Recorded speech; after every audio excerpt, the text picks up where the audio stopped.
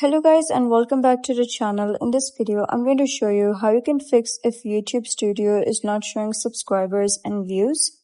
So let's get started. In most cases, this is a temporary issue caused by YouTube servers rather than a problem with your channel. So you're going to simply open the YouTube Studio application through your phone or web browser, whichever you have. And once you do open that, you gotta navigate to the content section. So you'll notice that all your uploaded videos are still available. Open any individual video and you'll usually find that its detailed analytics continue to load correctly. So the problem mainly affects the dashboard and overall analytics overview, not the actual channel data. While some analytics tabs such as comments, content may continue to work, sections like overview or revenue can temporarily fail to load. These issues are typically resolved automatically after a short time.